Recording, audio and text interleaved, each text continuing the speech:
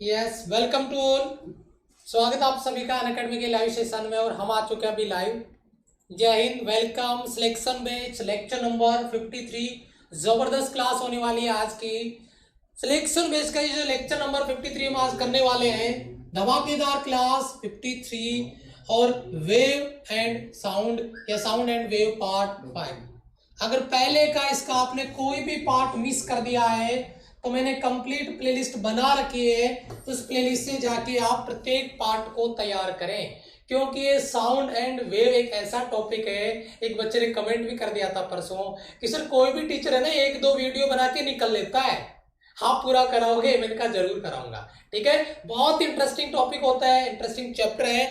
आज की क्लास भी काफी विजुअल इफेक्ट में यहाँ पर आपको देने वाला हूँ, जबरदस्त लेवल पे कॉन्सेप्ट आपका क्लियर करने वाला हूँ। बस एक शर्त है, जो बच्चे क्लास में आ चुके हैं सबसे पहला काम लाइक बटन दबा दें, यानी लाइक बटन पे प्रेजेंट कर दें और कमेंट सेक्शन में जय हिंद लिख दें, और हो सके तो क्लास को अपने दोस्तों को शेयर कर दो, बुला लो। आज आग होगी, क्लास में आग लगाने वाले हैं। ठीक है, चलिए ओके रेडी, चलो स्टार्ट करते हैं बेटा। जय हिंद जय हिंद।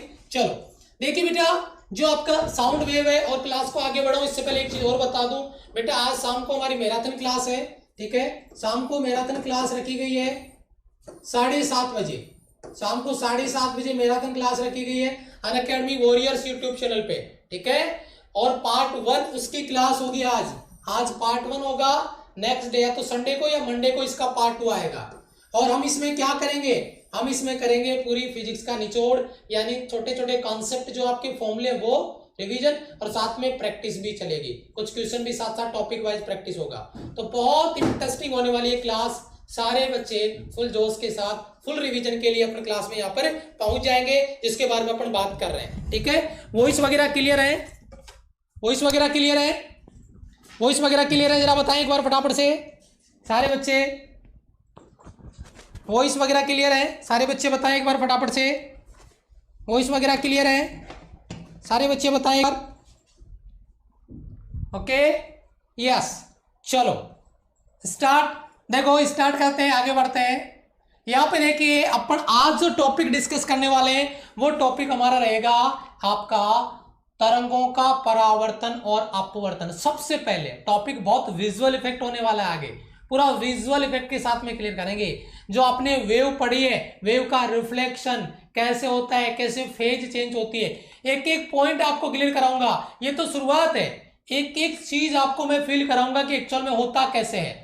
एक एक पॉइंट आपका क्लियर होगा 1 बाय 1। बस शर्त यह है कि आपको थोड़ा सा पेशेंस रखना होगा, समझना होगा, सीखना होगा। ये वेव है गुरुजी, इतना इजी नहीं है जितना आप समझते हो। चलो स्टार्ट करते हैं। सबसे पहले देखिए, तरंगों का परावर्तन, रिफ्लेक्शन ऑफ वेव और रिफ्रैक्शन ऑफ वेव। इसमें क्या होता है कि सेम लॉजिक में यहां पर आपको लगा के बता रहा हूं, सेम कॉन्सेप्ट आपको लगा के बता रहा हूं। एक्चुअल में वो क्या है कि जो प्रकाश की किरणें चल के आ रही होती है, जैसे वेव के रूप में मान लीजिए, तो कुछ वेव दूसरे माध्यम में चली जाती है, कुछ वेव उसी माध्यम में लौट जाती है। जो टकरा के उसी माध्यम में लौट जाती है उनको हम रिफ्लेक्टेड वेव कहते हैं। समझिए जरा, डायग्राम समझ लो, इसका थ्योरी भी मैं आपको बताऊंगा 1 बाय 1। ये आपका इंसिडेंट वेव है, ये आने वाली तरंग है। आप वेव का डायरेक्शन देख रहे होंगे, और ये वेव मैंने बना रखी है। समझ रहे हो बेटा, ये एंगल ऑफ इंसिडेंस है, आपतन कोण है I, और ये एंगल ऑफ रिफ्लेक्शन है R। ठीक है, यहां पे कुछ वेव रिफ्लेक्ट हो गया, ये परावर्तित वेव है, रिफ्लेक्टेड वेव है, इस तरीके से आगे की ओर बढ़ गया। और कुछ वेव है वो रिफ्रैक्टेड है, यानी ये रिफ्रैक्टेड वेव है, इसका अपवर्तन हो गया है। ये डायग्राम में थोड़ा सा यहाँ पे प्रॉब्लम हो गया है, आगे पीछे हो गया है, थोड़ा इसको समझिएगा। ये आपका ट्रांसमिटेड या रिफ्रैक्टेड वेव है, अपवर्तित तरंग है। ये दूसरा माध्यम दिख रहा होगा आपको डायग्राम में, ये दूसरा मीडियम है, ये आपका पहला मीडियम है। उसी माध्यम में लौट गया रिफ्लेक्शन, दूसरे माध्यम में चला गया रिफ्रैक्शन। ये चीज आपको पता होनी चाहिए। जनरल जो बात मैं यहां पर आपको बताने वाला था वो बता चुका हूं। अब इसके डायग्राम पे चलते हैं। 398 स्टूडेंट लाइव आ चुके हैं। एक बार बेटा जोश के साथ जोर लगा के एक बार क्लास को शेयर कर दीजिए अपने दोस्तों के पास, आग लगा देंगे आज की क्लास में। देखो मैंने क्या लिखा है, जरा ध्यान दीजिएगा मेरे पॉइंट पे। तरंगों का परावर्तन और अपवर्तन यानी reflection and refraction of wave क्या है वो समझिए। जब तरंगे दो माध्यम के अंतरापृष्ठ पे यानी कांटेक्ट सरफेस पे, जहां पे उनका कांटेक्ट होता है दो मीडियम का, संपर्क जो तल है उस पर आपतित होती है, तो आपती तरंग का कुछ भाग जो इंसिडेंट वेव है इसका कुछ हिस्सा उसी माध्यम में रिफ्लेक्ट हो जाता है, उसी माध्यम में परावर्तित हो जाता है, उसी माध्यम में रिफ्लेक्ट हो जाता है और कुछ हिस्सा दूसरे माध्यम में चला जाता है, दूसरे माध्यम के द्वारा ऑब्जर्व कर लिया जाता है, अवशोषित कर लिया जाता है, यानी दूसरे मीडियम में एंट्री हो चुकी होती है उसकी। ठीक है, शेष जो भाग है वो पारगमित हो जाएगा, एक कुछ हिस्सा उसका अवशोषित कर लिया जाएगा। यानी जो वेव, जो इंसिडेंट वेव है, इसको तीन हिस्सों में डिवाइड कर दिया। ये इंसिडेंट रे, ये reflected wave, sorry incident wave, ये रिफ्लेक्टेड वेव, ये रिफ्रैक्टेड वेव, और कुछ हिस्सा उसका मीडियम के द्वारा ऑब्जर्व कर लिया जाता है, जिससे उसकी इंटेंसिटी में भी कमी आ जाती है। ये चीज आपको यहां पर बताई गई है, थ्योरी है, आप इसको अपने नोट्स में नोट कर सकते हैं। शाबाश, क्लियर है बेटा? आगे चले, चलो आगे देखो, ये यहां पे मैंने एक पॉइंट नोट किया है, इसको डील करने के लिए, इसको डिस्कस करने के लिए, ये हमारा मेजर टॉपिक है, इसको कंप्लीट करने के लिए, इसको बहुत अच्छे से समझने के लिए मेरी बात को नोट करना। सबसे पहले अपन डिस्कस कर रहे हैं एक पॉइंट पे, आपका रेयर और डेंसर मीडियम, विरल माध्यम और सघन माध्यम। ये चीज आपको ऑलरेडी आपके दिमाग में एक इमेज बनी हुई होगी कि रेयर मीडियम और डेंसर मीडियम कैसे होता है। बेटा इसका मतलब एक ही चीज है, हम इसको डिफाइन करने वाले हैं वेव स्पीड से, यानी जो वेव का स्पीड है अगर वो डिक्रीज हो जाता है दूसरे माध्यम में जाने पे, इसका मतलब जिसमें वेग कम हो गया वो डेंसर मीडियम है, और जिसमें जाने पे वेग बढ़ गया वो रेयर मीडियम है, विरल माध्यम है। बस यही चीज मेरे प्रत्येक सोल्जर के दिमाग में होनी चाहिए, रेयर मीडियम को लेकर और डेंसर मीडियम को लेकर, रेयर मीडियम आपका और डेंसर मीडियम। यानी ये कह रहा है कि किसी माध्यम में वेव स्पीड, तरंग चाल, जैसे ध्वनि की बात कर रहे हैं अपन, साउंड की बात कर रहे हैं, दूसरे माध्यम की तुलना में कम हो तो पहला माध्यम दूसरे माध्यम की तुलना में सघन है। ये चीज आपको करनी है। ये कह रहा है कि पहले तुलना में कम हो तो पहला माध्यम दूसरे माध्यम की तुलना में सघन है, पहला वाला, क्योंकि ये कह रहा है ध्वनि की तरंग की चाल, ध्वनि दूसरे माध्यम की तुलना में कम हो जाए तो पहला माध्यम दूसरे माध्यम की तुलना में सघन है। ये जस्ट उल्टा करके बोल रहा है आपको, इसको थोड़ा सा आपको समझने की जरूरत है। ठीक है बेटा, यहां से ये बेसिक कॉन्सेप्ट है रेयर और डेंसर मीडियम का। यहाँ पे जो एक्चुअल में जो रे, प्रकाश की किरणों के लिए अपन जो चीज पढ़ते हैं उसके अपोजिट करके पढ़ रहे हैं साउंड के लिए, क्योंकि कोष्टक में लिखा है, मैंने इंडिकेट किया है सर साउंड को, मैंने साउंड कोष्टक में लिख दिया है, मैंने साउंड को इंडिकेट किया है। यस सर, यस, क्लियर बेटा? Good morning, good morning. Yes, आगे चलें बेटा, कमेंट पे ध्यान नहीं दे, फालतू के कमेंट पे फोकस ना करें मेरे सोल्जर, कमेंट में जय हिंद लिखो, पूरा फोकस करो, बस एक ही चीज दिमाग में कि सर बता क्या रहे हैं वो चीज दिमाग में रहे, और बाकी चीजें पे ध्यान नहीं दे, कौन कहां से क्या है बेटा, इससे अपना सिलेक्शन नहीं होने वाला आपका। ठीक है, चलो देखिए एक चीज मैंने इसी पॉइंट पे बेस्ट, ये जो पॉइंट था इसी पे बेस्ट एक पॉइंट मैंने नोट किया है, जरा देखें, वायु की तुलना में जल, ध्यान देना बेटा, बहुत इंटरेस्टिंग बात कर रहा हूं बेटा। एयर के कंपैरिजन में वाटर में जो साउंड है उसकी स्पीड ज्यादा होती है, नोट कर लो अपने दिमाग में। एयर के कंपैरिजन में साउंड में जो साउंड है वो वाटर में उसकी स्पीड ज्यादा है। अतः ध्वनि तरंगों के लिए, only for only sound wave के लिए, ध्वनि तरंगों के लिए वायु, एयर सघन माध्यम है और जल विरल माध्यम है। इसको आपको समझने की जरूरत है, इस पे आपको ध्यान देने की जरूरत है। क्या कह रहा हूं मैं, ध्यान दीजिए इस पॉइंट पे। क्या वायु की तुलना में जल में ध्वनि की चाल अधिक हो गई, जल में चाल ज्यादा हो गई, इसका मतलब जल क्या है, विरल माध्यम है। देखो बेटा, आपका जो लिक्विड है उसमें स्पीड ज्यादा है, पानी में इसका मतलब वाटर एक कैसा मीडियम है, रेयर मीडियम है, विरल माध्यम है। एयर में वेलोसिटी कम है, इसका मतलब वो डेंसर है, वायु सघन माध्यम है। आपका वाटर रेयर मीडियम है, विरल माध्यम है, क्योंकि वेग बढ़ गया ना उसका, ये तो कह रहा उसने, पानी में उसकी चाल अधिक हो गई, इसका मतलब वो रेयर है और ये डेंसर है। ये दोनों चीज मेरे प्रत्येक सोल्जर के दिमाग में आ जानी चाहिए। क्या आपको यहाँ पे बताया जा रहा है, हाउस द जोश, थोड़ा सा गले का प्रॉब्लम है और आज तो मैराथन क्लास भी है, शाम को 7:30 बजे मैराथन क्लास भी है, तो आज तो मुझे पूरी एनर्जी बचा के रखनी पड़ेगी, पूरा फिजिक्स का निचोड़ निकालेंगे। आज पार्ट 1 है, कल या परसों में अगर हेल्थ ठीक रहा तो कल, नहीं तो मंडे को परसों पार्ट 2 कर देंगे। 2.5 से 3 घंटे की क्लास आज होगी, 2.5 से 3 घंटे की क्लास नेक्स्ट होगी, और पूरे टॉपिक्स के जो कॉन्सेप्ट हैं पूरे चैप्टर के वो आपके डिस्कस कर लिए जाएंगे। साथ में प्रैक्टिस सेशन भी रखा है, एक एक टॉपिक के 5-5, 10-10 क्वेश्चन प्रैक्टिस भी होगी, यानी कॉन्सेप्ट भी, फॉर्मूले भी और प्रैक्टिस भी, ठीक है, निचोड़ कर देंगे पूरा फिजिक्स का। चलो ये चीज मैं आपको पहले बता चुका हूं, डायग्राम समझा चुका हूं, लेकिन एक लाइन मुझे आपको समझानी थी, इसलिए मैंने इस डायग्राम को रिपीट किया है और एक लाइन ऊपर लिखी है, जरा ध्यान दीजिएगा बेटा।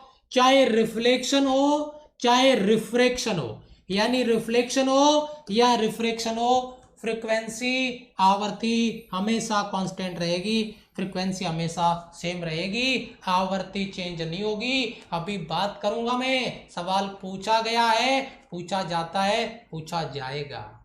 मीडियम चेंज होने पर भी वेव का फ्रीक्वेंसी चेंज नहीं होगा, वेवलेंथ बदल जाएगा, वेलोसिटी बदल जाएगा, बट फ्रीक्वेंसी कांस्टेंट रहेगा। अगर ये सवाल आपने प्रैक्टिस किया है कमेंट सेक्शन में यस सर लिख दीजिए, मजा आ जाएगा फटाफट से, ठीक है, यस, बहुत ही अच्छे, शाबाश, बहुत बढ़िया, ठीक है बेटा, यस। ध्यान दीजिए, फ्रीक्वेंसी वाला सवाल प्रत्येक सोल्जर के दिमाग में आ जाना चाहिए, क्लियर हो जाना चाहिए। आगे बढ़ूंगा मैं थोड़ा सा, और ये चीज मैंने आपको इस डायग्राम में भी क्लियर कर दी है। ये बेटा एंगल ऑफ इंसिडेंस है, ये एंगल ऑफ रिफ्लेक्शन है। तो अगर अपन बात करें रिफ्लेक्शन के कॉन्सेप्ट की, तो बेटा एंगल ऑफ इंसिडेंस जो है आपका, वो एंगल ऑफ रिफ्लेक्शन के बराबर होगा, कोण आई आपका कोण आर के बराबर होगा। ये तो रिफ्लेक्शन की प्रॉपर्टी है सर, बिल्कुल बेटा, रिफ्लेक्शन की प्रॉपर्टी है, परावर्तन की प्रॉपर्टी है, जो यहां पर भी आपको देखने को मिल रही है। क्लियर है बेटा, बहुत अच्छे, शाबाश शाबाश, ठीक है, यस यस यस, बिल्कुल बेटा, वो बात करेंगे अभी। रिफ्लेक्शन में मीडियम चेंज नहीं हुआ भाई, वही वेवलेंथ रहेगा, वही आपका वेलोसिटी रहेगा, वही फ्रीक्वेंसी रहेगा, मीडियम चेंज नहीं हो रहा। अगर मीडियम चेंज होता है तो भी फ्रीक्वेंसी तो कांस्टेंट ही रहेगा, अगर मीडियम चेंज होता है तो वेवलेंथ चेंज होगा, वेलोसिटी भी चेंज हो जाएगा। ये चीज आपको ध्यान में रखनी है। तीसरा पॉइंट, एक एक पॉइंट पे, अभी तो शुरुआत है, अभी जब स्ट्रिंग को बताऊंगा, स्ट्रिंग का रिफ्लेक्शन बताऊंगा आगे, तब देखना आग तो तब लगेगी। ये तो शुरुआत है, ये तो बेसिक चीज आपको पता है, अभी देखना क्या बताता हूं मैं आपको कॉन्सेप्ट। यहां पे आइए बेटा, एक पॉइंट नंबर 4 में आपसे जो डील करने जा रहा हूं, एक बहुत अहम टॉपिक पे बात करने जा रहा हूं, जरा ध्यान दीजिएगा। पहले ये लाइन पढ़ लो, क्या लिखा मैंने लिखा है कुछ बाउंड्री कंडीशन है, कुछ सीमांत स्थितियां हैं जिनके बारे में मैं बात कर रहा हूं, और मैं यहाँ पे जो भी रिफ्लेक्शन देखने वाला हूं वो एक स्ट्रिंग में देखने वाला हूं, और स्ट्रिंग में भी दो चीज आपको नोट करनी होगी, एक टर्मिनल आपका फिक्स होगा, एक टर्मिनल आपका फिक्स होगा, फिक्स एंड पे होगा, दूसरा फ्री एंड पे होगा, देख रहे हो ऊपर नीचे, हाँ ये एंड फ्री है। नोटिस करो एक एक चीज, दिल दिमाग में तभी उतरेंगे, ये कॉन्सेप्ट है आपके दिमाग में, ये बात आ जानी चाहिए। ये देखिए, ये फिक्स है, ये फ्री एंड है, तो एक एक पॉइंट पे बात करूंगा, बस आपको समझ में आना है और जोश बनाए रखना है, और मेरा जोश, मेरी एनर्जी आपको पता ही है, वो दिख जानी चाहिए मुझे। चलो बेटा, किसी तरंग स्पंद का, पहले तो मैं जो आपका जो वेव पल्स है, तरंग स्पंद है, जो वेव पल्स आपका जो तरंग स्पंद है वो क्या है बेटा, वो है इसका ये डिस्टर्बेंस, इसमें ये जो डिस्टर्बेंस है ना यहाँ पे, इसको आपका वेव पल्स कहते हैं, तरंग स्पंद कहते हैं। ये चल के आगे जा रहा है, जरा ध्यान दीजिएगा, ये वेव पल्स यानी तरंग स्पंद चल के जाके किसी सतह से, किसी सरफेस से टकराता है, और टकरा के अगर वापस लौटता है तो हम उसको रिफ्लेक्शन कहते हैं, हम उसको परावर्तन कह देते हैं, हम उसको परावर्तन कह देते हैं। सतह से प्रकृति पर निर्भर करता है कि सरफेस की क्या प्रकृति है, क्या कंडीशन है। अभी मैंने आपको फिक्स एंड और फ्री एंड के बारे में नहीं बताया, तो मैं उसके बारे में डिस्कस करूंगा। पहली बात इतनी चीज आपके दिमाग में आए कि जो रिफ्लेक्शन हो रहा है वो इसके इस सिस्टम का जो नेचर है उस पर जरूर डिपेंड करेगा, उसकी सरफेस की जो नेचर है, प्रकृति है, उस पर डिपेंड करेगा। ये बात मेरे प्रत्येक बच्चे के दिमाग में आनी चाहिए। फिर मैं बताऊंगा आपको कि जो फिक्स एंड है वो और जो फ्री एंड है उससे रिफ्लेक्शन कैसे होता है। तो प्रत्येक बच्चा एक बार इसके लिए एग्री कर दें कि सर हमारा ये सब कुछ क्लियर है। वेव पल्स है, जब उसका रिफ्लेक्शन होगा तो वह उस सरफेस के नेचर पे डिपेंड करेगा, उसकी प्रकृति पे डिपेंड करेगा। ये बच्चे एक बार कमेंट कर दें फटाफट से, मजा आ जाएगा जिसके बारे में अपन यहाँ पे बात कर रहे हैं। ठीक है बेटा, यस, क्लियर है यहां तक? चलो जी, बहुत अच्छे। चलो अब थोड़ा आगे चलूंगा मैं और फिर आपको ये फिक्स एंड है, रिजिड एंड है, फ्री एंड है, फ्री एंड भी बताऊंगा। पहले रिजिड एंड बता देता हूं, उसके बाद इसका भी विजुअल इफेक्ट होगा। तो एक बहुत बहुत बहुत इंपॉर्टेंट पार्ट के बारे में डिस्कस करने जा रहे हैं, एक बहुत अहम मुद्दे पे बात करने जा रहे हैं बेटा, जरा समझना ध्यान से। ये चीज बहुत इंपॉर्टेंट सवाल तैयार करके देगी हमें, डायरेक्ट फोड़ देंगे, नहीं तो बेटा रट्टा मारने से भी याद नहीं रहेगा, ये बात आपको समझनी होगी। रट्टा मारने से भी याद नहीं रहेगा, ये बात आपको समझनी होगी। ठीक है, फिक्स रहेगा आपका कॉन्सेप्ट। देखिए क्या है, दृढ़ सिरे से परावर्तन।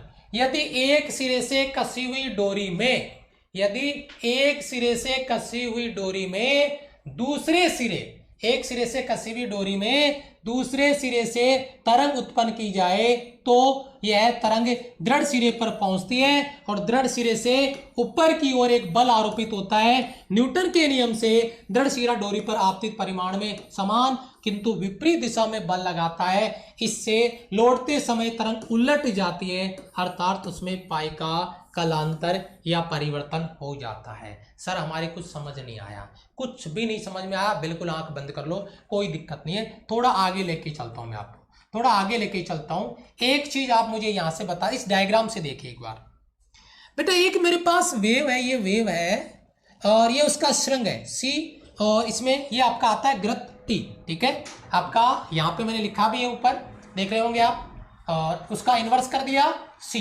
ठीक है, सी और टी दोनों एक दूसरे के इन्वर्स में आते हैं। अभी मैं बताता हूं, यहां पे एक चीज आपने देखी होगी, मैंने इस स्ट्रिंग को पिच कर रखा है, चिपका रखा है, परमानेंट कर रखा है, बांध के रखा है।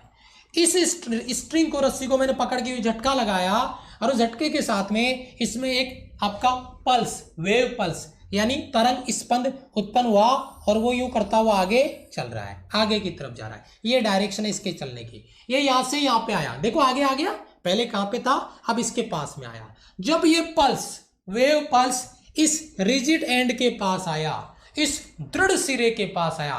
रिजिड एंड क्यों बोल रहा हूं, क्योंकि ये सिरा परमानेंट है, फिक्स है। जैसे इसके पास पहुंचा तो इस पे एक बल लगा, फोर्स लगा, फॉर्मूला जो आपका बल न्यूटन के रूप में F का कॉन्सेप्ट लगाया गया, और जो बल जब F ऊपर की तरफ बल लगा तो उसका अपोजिट रिएक्शन भी देखने को मिला। जो ऊपर की तरफ F बल लगा तो उसको बैलेंस करने के लिए नीचे की तरफ भी F बल लग गया, जिसकी वजह से जब ये पल्स C श्रृंग के रूप में इसे जाके टकराया तो इसका मामला पूरा उलट गया। पहले ऐसे था तो ये उलट गया इस नीचे वाले बल की वजह से, और अब पहले ये जा रहा था इधर, देखा आपने, पहले ये इधर जा रहा था, अब टकरा के वापस इधर आ रहा है। और जो श्रृंग सी था जो ऊपर की तरफ था वो उलट के नीचे की तरफ चला गया और वो टी में बदल चुका है, और इस तरीके से पहले के उलट गया, पहले के विपरीत हो गया, और अब इसका रिफ्लेक्शन हो रहा है। इस एंड से टकरा के ये वापस लौट रहा है तो ये रिजिड एंड से रिफ्लेक्शन कहलाता है, तरंग का परावर्तन कहलाता है। एक बार बताना चाहूंगा मैं, ये चीज मैं आपको एक बार यहां से क्लियर कर दूं बेटा, एक बार इसको देखना, शायद आपका डाउट क्लियर हो जाए। ये बेटा फ्री एंड है, मैं इसकी बात नहीं कर रहा, मैं इसकी बात करूंगा, जरा गौर से देखना इसको। जब ये गया था तो ये जो पल्स है ये ऊपर था, देखिए जरा गौर से, टकराया और ये पल्स नीचे की तरफ होके वापस आ रहा है। ये रिजिड एंड से, फिक्स एंड से, जिसको फिक्स कर रखा है वहां से वेव का रिफ्लेक्शन है जो यहां पर आपको दिखाया जा रहा है, जिसके बारे में अपन बात कर रहे हैं। ये फिक्स एंड है, यहां से इसका रिफ्लेक्शन किया गया है। अब यही चीज मैंने आपको यहां पे विजुअल इफेक्ट के बाद में डायग्राम में बताई है। ये सुरंग सी ग्रत टी में बदल जाता है फिक्स एंड से रिफ्लेक्शन के बाद में, ठीक है। तो अभी मैंने यहां पे क्या बताया, जो थ्योरी मैंने इधर समझाई है वही थ्योरी मैंने इधर डायग्राम में आपको बताई है। ये डायग्राम की कहानी है। अब इस डायग्राम की कहानी से अपन बहुत कुछ क्लियर करते हैं, और वो क्लियर क्या करना है, सबसे पहली चीज, यानी सुरंग सी जो था, ये जो सी है वो किस में बदल गया, ग्रत टी में बदल गया। सुरंग सी ग्रत टी में बदल गया, ठीक है। और ग्रत टी है वो सुरंग सी के रूप में बदल जाएगा, जस्ट उल्टा होगा, रिवर्स आपको करना है। अच्छा जी, प्राप्त हो जाता है। अब नोट करें एक बहुत अहम सवाल, टाइम इंटरवल बेटा, यानी समय अंतराल t/2 और पाथ डिफरेंस है यानी λ/2। पाथ डिफरेंस आपका बहुत ही तगड़ा सवाल है। फेज डिफरेंस आपका λ/2 है, टाइम इंटरवल आपका जो आपका डिफरेंस है वो t/2। ये दोनों चीज मेरे प्रत्येक सोल्जर के दिमाग में होगी। डायरेक्ट सवाल आएगा सर, यहां से डायरेक्ट क्वेश्चन पूछेगा, ठीक है। डायरेक्ट क्वेश्चन पूछेगा जिसके रिगार्डिंग मैं यहां पे बात कर रहा हूं, डायरेक्ट सवाल बनेगा आपका, ठीक है। डायरेक्ट क्वेश्चन बनेगा इस तरीके से, t/2 और λ/2 के ऊपर कितना फेज आएगा, सॉरी कितना टाइम इंटरवल आएगा, डिफरेंस आएगा, कितना पाथ डिफरेंस आएगा, वो यहां पर आपको दिया गया है। मेरे प्रत्येक सोल्जर के दिमाग में जो आपका बाउंड्री कंडीशन है, सीमांत स्थिति है, उसमें पहला जो कंडीशन है रिजिड एंड से रिफ्लेक्शन, दृढ़ सिरे से परावर्तन, आपको पता होना चाहिए। फेज की बात करूंगा, कला भी दिमाग में स्कैन हो जानी चाहिए। कला का डिफरेंस अगर मैं बात करता हूं, फेज डिफरेंस यहां पे आप लिख लो बेटा, कलांतर आपका पाई रहेगा, टाइम इंटरवल आपका t/2 रहेगा, पाथ डिफरेंस आपका λ/2 रहेगा। ये फिक्स कॉन्सेप्ट आपको याद में रखने हैं। Time interval t/2, path difference λ/2, और आपका कला इधर जा रही थी वापस इधर मुड़ गई है, कला का अंतर हो गया 180 डिग्री, यानी पाई पे अपन कह सकते हैं। यहां से मेरे को सारे सोल्जर एक बार बता देंगे, अभी 500 भी लाइक क्रॉस नहीं हो पाया है, ठीक है। यस, बहुत बढ़िया, बहुत बढ़िया, शाबाश। ओके बेटा, हाँ पेज डिफरेंस बिल्कुल, बच्चा बोल रहा है फेज डिफरेंस पाई। बेटा ये तीनों चीज दिल दिमाग गुर्दे फेफड़े में आ जानी चाहिए, स्कैन हो जानी चाहिए। Phase difference pi, path difference λ/2, time आपका जो डिफरेंस है, टाइम इंटरवल जो है, समय अंतराल जो है वो आपका रहेगा t/2 λ/2 और पाई। ये तीनों चीज बच्चे के दिमाग में आ जानी चाहिए। अब मैं पॉइंट 2 पे चलता हूं, ठीक है। अब मैं पॉइंट 2 पे चलता हूं सर, बहुत बढ़िया, शाबाश। पॉइंट 2 क्या है, पॉइंट नंबर आपका 2 है, बहुत इंपॉर्टेंट होने वाला है बेटा।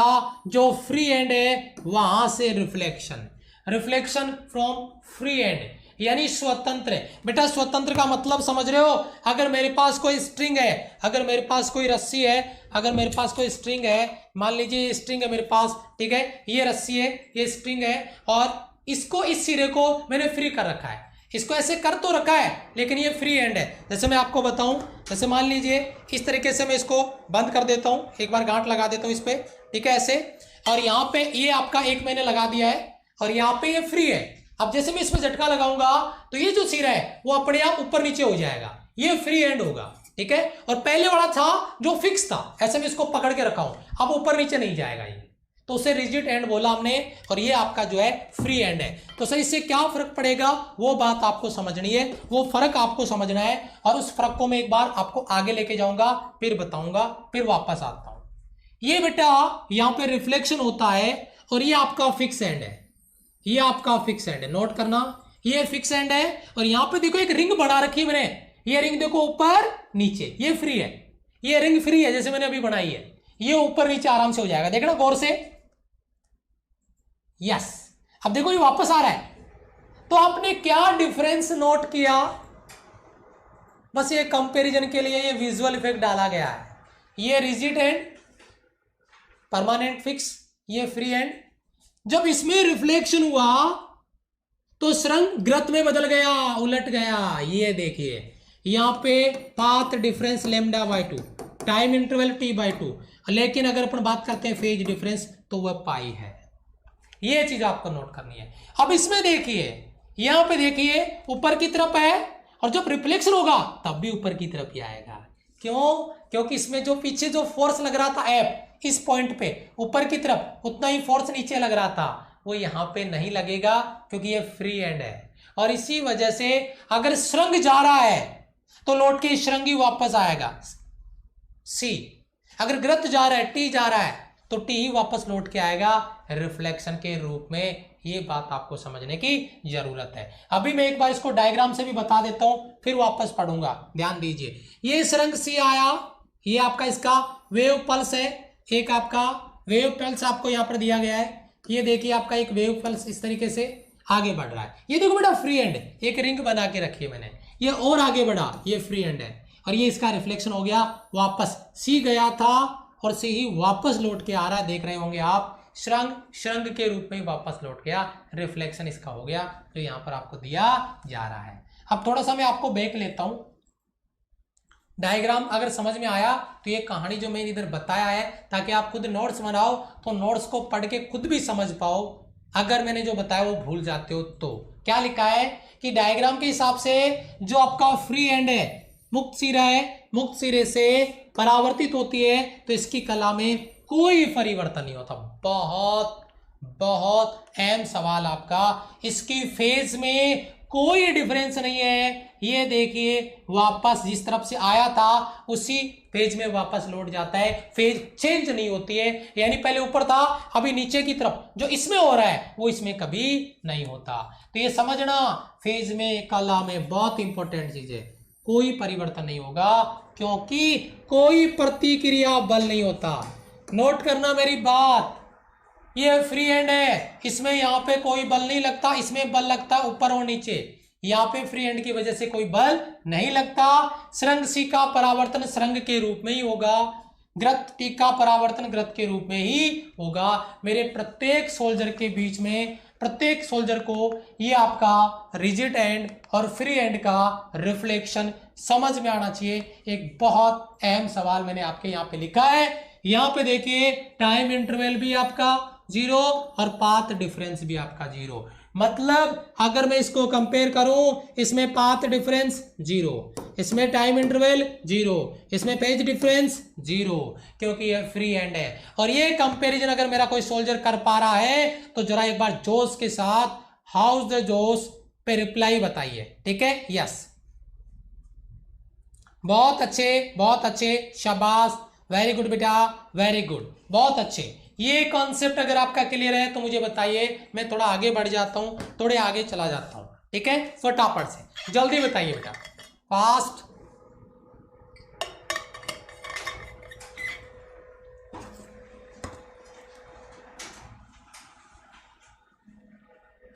बहुत बढ़िया, बहुत बढ़िया, बहुत बढ़िया, बहुत अच्छे। हाय सर, जबरदस्त, कॉन्सेप्ट क्लियर हो रहा है, मजा आ रहा है। थोड़ा सा वॉइस का प्रॉब्लम है, एडजस्ट करने की कोशिश करिएगा। बाकी मैं अपनी पूरी जान लगा रहा हूँ कॉन्सेप्ट को क्लियर करने के लिए, पूरा विजुअल इफेक्ट के साथ। मैं तो अभी शुरुआत है, अभी देखिए क्या क्या होता है आगे।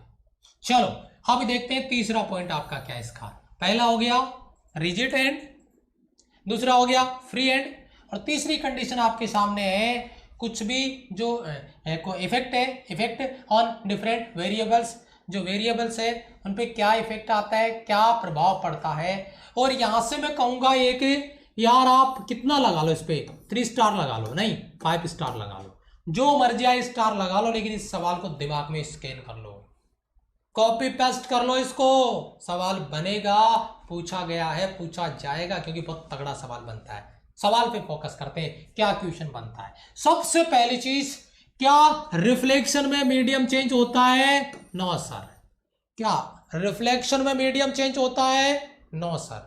अगर मीडियम चेंज नहीं होता तो सबसे पहली चीज, number 1 velocity, number 2 frequency, number 3 wavelength, lambda अपरिवर्तित रहेगा, कांस्टेंट रहेगा। एक बच्चे का सवाल था, अभी जब मैं रिफ्लेक्शन बता रहा था, एक बच्चा कमेंट कर रहा था सर रिफ्लेक्शन में तो मीडियम चेंज ही नहीं होगा, तो उसमें तो किसी में परिवर्तन नहीं होगा। बहुत बढ़िया, मैंने उस टाइम भी रिप्लाई किया था, अभी भी आपको बता रहा हूं मीडियम चेंज नहीं हो रहा है, ना वेवलेंथ चेंज होगा, ना वेलोसिटी चेंज होगा, ना ही आपका फ्रीक्वेंसी चेंज होगा। नंबर 1 पहला सवाल मेरा दिमाग में नोट कर लेना बेटा इस सवाल को, पहला सवाल। दूसरा सवाल, जबकि अगर अपन बात करें रिफ्रैक्शन की यानी अपवर्तन की, रिफ्रैक्शन, अगर अपवर्तन की बात करते हैं तो वेव एक मीडियम से दूसरे मीडियम में जाती है, एक माध्यम से दूसरे माध्यम में जाती है, और इसी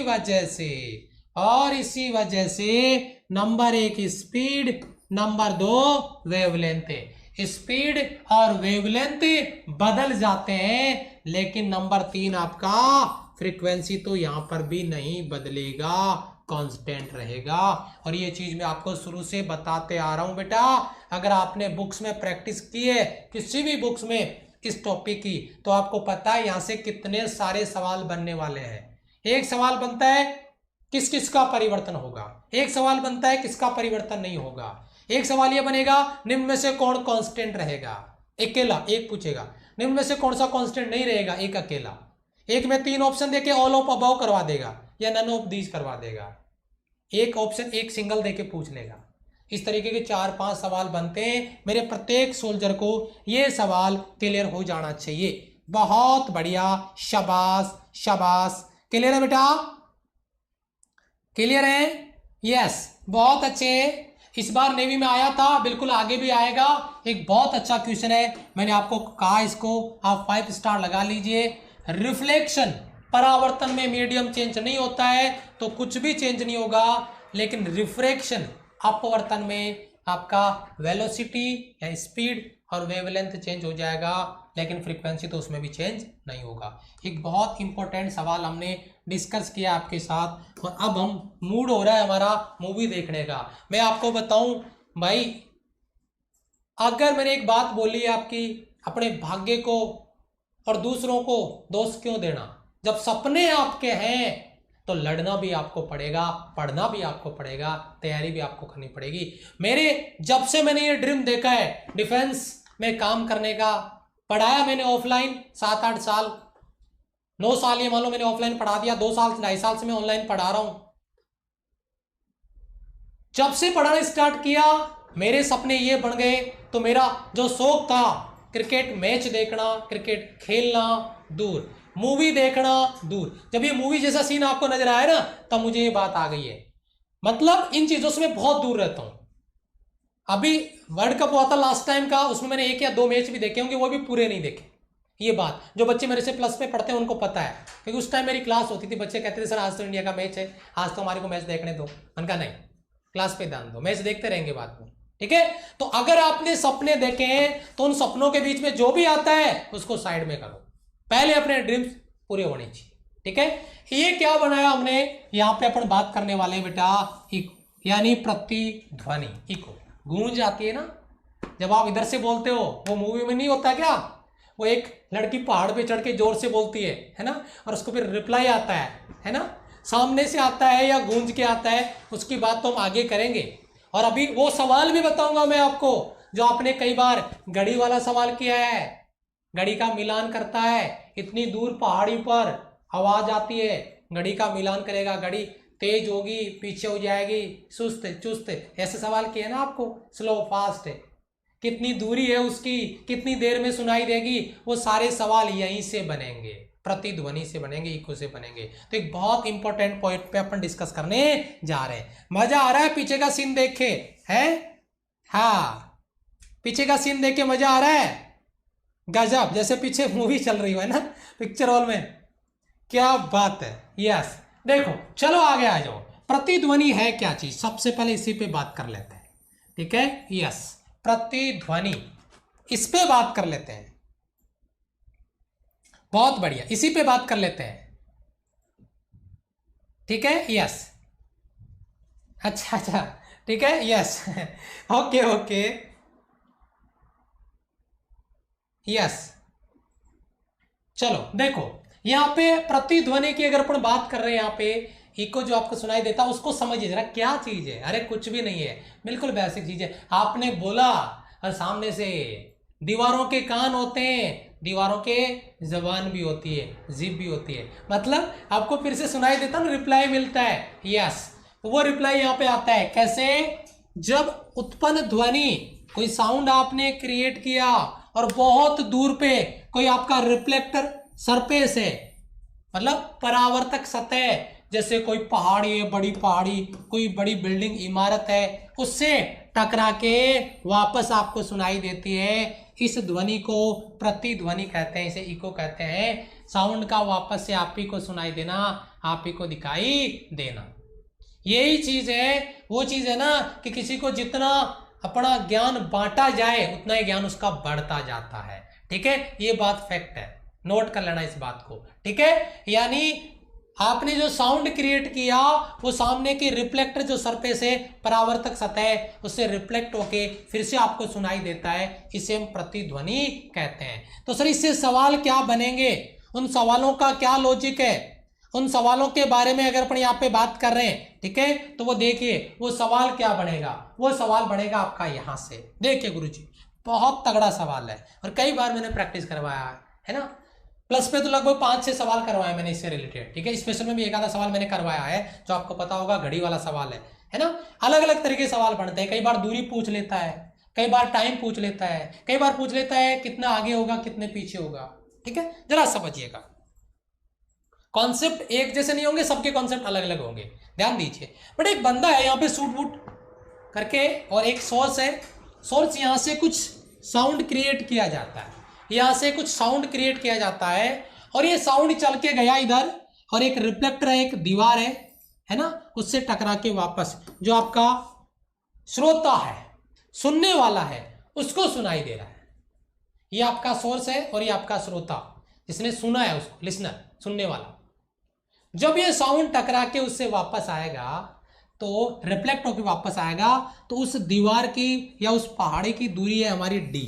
ठीक है, अब समझो जरा ध्यान से, अगर परावर्तक सतह की स्रोत से दूरी डी है, स्रोत के स्थान पर मूल ध्वनि और प्रतिध्वनि के बीच का समय अंतराल होगा, वो टाइम इंटरवल कितना होगा जहां से सोर्स ने साउंड जनरेट किया और उसके बाद में श्रोता जो आपका लिसनर है उसने उसको सुना, इसमें कितना टाइम लगेगा, वो टाइम इंटरवल क्या होगा। सबसे पहला मेरा एक सवाल आपका, बेटा जनरली हम ऐसा फॉर्मूला काम में लेते हैं, समय बराबर दूरी बटा चाल। एक चीज एग्री करते हो, अगर मैं कहूं इसकी स्पीड v है, v स्पीड से ये साउंड आगे जा रही है, तो समय बराबर दूरी, बेटा दूरी कितनी है d और चाल कितनी है v, समय बराबर दूरी बटा चाल। मेरे हिसाब से किसी बच्चे के लिए बात नई नहीं है, किसी भी मेरे सोल्जर के लिए ये बात नई नहीं है, समय बराबर दूरी बटा चाल। यहां से यहां तक जाने के लिए उसने समय लिया t, समय बराबर दूरी को मैंने ले लिया आपको स्मॉल d बटा चाल को मैंने v ले लिया, समय बराबर दूरी बटा चाल। इधर से टकरा के वापस आ रही है तो इसके लिए भी समय बराबर दूरी आपका d और चाल आपका v। रिफ्लेक्ट होके लौट रही है ध्वनि वापस से, मीडियम चेंज नहीं हुआ है, ना फ्रीक्वेंसी चेंज होगा, ना वेवलेंथ चेंज होगा, ना वेलोसिटी चेंज होगा, ये बात याद रखिए आप मेरी। इसका मतलब टोटल जो टाइम लगेगा, इसको t1 ले लीजिए, इसको t2 ले लीजिए, टोटल आपका जो टाइम लगेगा वो लगेगा दोनों का टोटल, और वो आपके सामने है t बराबर d by v plus d by v बराबर 2d बाई वी। तो एक सवाल याद होगा, मुझे अभी भी याद है, जिसके आंसर ऑप्शन बी में 2800 थे और ऑप्शन ए में 1400 थे। ठीक है, वो क्वेश्चन का मुझे एग्जैक्ट वैल्यू नहीं पता, बी ऑप्शन पे लगभग शायद 40 से 45% बच्चे टिक कर रहे थे, ए ऑप्शन पे 1400, इस पे बच्चे बाकी बच्चे इस पे लगभग 40-45% बच्चे इस पे क्लिक कर रहे थे। पता है क्यों? क्योंकि कई बार क्या पूछता है कि ये श्रोता ने जो साउंड क्रिएट किया है वो उस दीवार तक पहुंचने में कितना टाइम लगेगा, तो उसमें केवल यही फॉर्मूला काम में आएगा, वापस कितनी देर में सुनाई देगा, तो फिर ये फॉर्मूला काम में आएगा। तो 2800 भी एक कंडीशन में सही था, लेकिन जो पूछा था उस कंडीशन में 1400 आपका सही आंसर था। तो मतलब मैं कहना क्या चाहता हूं, आपको समझ में आया मेरा कहने का मतलब क्या है, मतलब यह है कि बेटा इस तरीके का न्यूमेरिकल जब एग्जाम में आए तो उसको फोड़ के रख दो, उसका तोड़फोड़ कर दो, उसका ऑपरेशन कर दो आप, बहुत अच्छे, तोड़फोड़ कर दो, उसका ऑपरेशन कर दो। हाउस द जोश सारे स्टूडेंट फटाफट से एक बार, हाउस द जोश। 600+ लाइक्स है, बहुत बढ़िया, शाबाश, वेरी गुड बेटा, बहुत अच्छे, ओके यस। चलो यहां से सभी बच्चों का डाउट क्लियर है बेटा, यहां से सभी बच्चों का डाउट क्लियर है।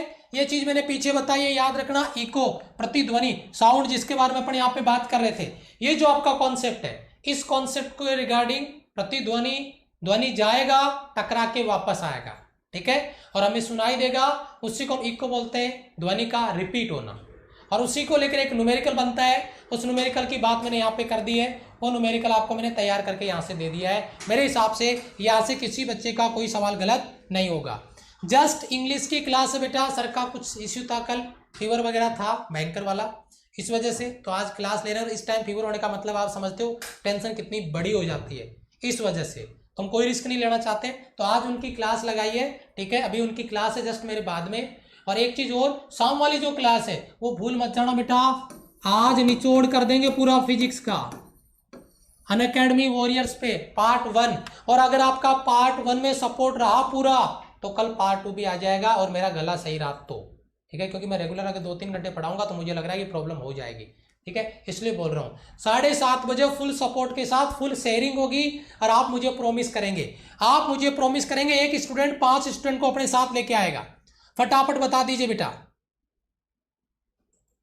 बहुत बढ़िया बेटा, थोड़ा सा गले का प्रॉब्लम है, आज आपने स्लो पढ़ाया है बेटा, मैं आराम से पढ़ा रहा हूँ क्योंकि मुझे गले में प्रॉब्लम है, तो क्लास नहीं लेने के बजाय अगर मैं आराम से पढ़ा लूँ तो थोड़ा बढ़िया रहेगा, ठीक है, यस बेटा। यूट्यूब पर ये क्लास, एक बच्चा कह रहा है यूट्यूब पे कब पढ़ाओगे, 2 बजे भी क्लास है लॉ ऑफ मोशन की बेटा, 2 बजे भी क्लास है, मैं फिर बता दूं आपको, मैं फिर बता दूं बेटा, अभी 12:10 पे आपकी इंग्लिश की क्लास है, ठीक है, उसके बाद में 2 बजे लॉ ऑफ मोशन की मेरी क्लास है, उसके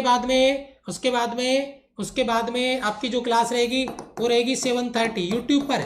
ये क्लास मैराथन क्लास है यूट्यूब पे भाई मेरे, अनअकैडमी वॉरियर्स पे, अनअकैडमी वॉरियर्स यूट्यूब चैनल पे पहुंच जाना 7:30 बजे फुल जोश के साथ, और उससे पहले कुछ नाश्ता वास्ता करके बैठना, लगातार उठने नहीं दूंगा क्लास से, क्योंकि उठ के जाने का मतलब है फटाफट 15 से 20 मिनट में एक टॉपिक उड़ाऊंगा मैं बढ़िया वाला, 15-20 मिनट, 15 मिनट मैक्सिमम, 10 से 15 मिनट, और उसके क्वेश्चन भी कराऊंगा, 5-7 क्वेश्चन भी होंगे एक टॉपिक के, तो बहुत तगड़ा वाला रिवीजन हो जाएगा, ओके, बहुत बढ़िया बहुत बढ़िया बहुत बढ़िया, ओके ओके बेटा। बेटा माइक पे ही बोल रहा होता हूं मैं, माइक पे ही बोल रहा होता हूं, माइक पे ही बोल रहा होता हूं, माइक मेरे पास ही है, ठीक है, यस